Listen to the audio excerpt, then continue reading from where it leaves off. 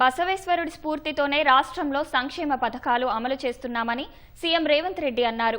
జహీరాబాద్ హుగ్గెల్లి చౌరస్తాలో బసవేశ్వర విగ్రహాన్ని ఆవిష్కరించిన తర్వాత మాట్లాడిన ఆయన సామాజిక న్యాయం కాంగ్రెస్తోనే సాధ్యమన్నారు.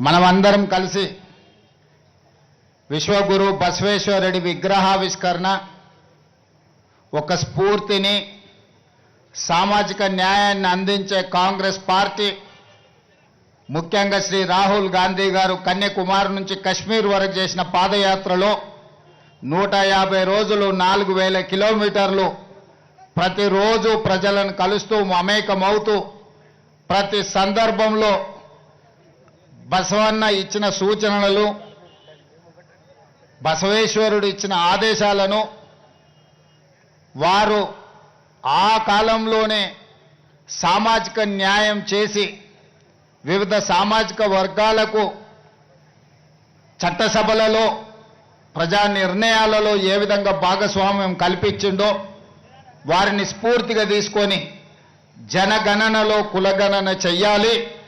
ఇది బసవేశ్వరుడి సందేశం అని రాహుల్ గాంధీ గారు చెప్పడం జరిగింది.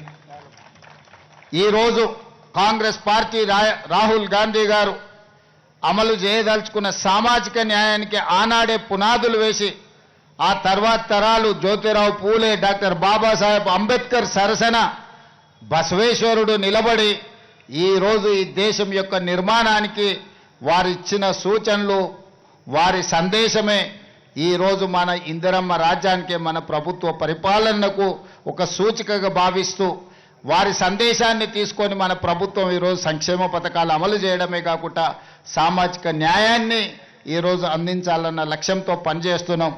నాకు ముఖ్యమంత్రిగా బసవేశ్వరుడి విగ్రహావిష్కరణ వారి జయంతి సందర్భంగా కూడా నేను రవీంద్ర భారతిలో మిమ్మల్ని అందరినీ కలుసుకోవడం జరిగింది. వారి స్ఫూర్తిని మనం చర్చించుకోవడం జరిగింది.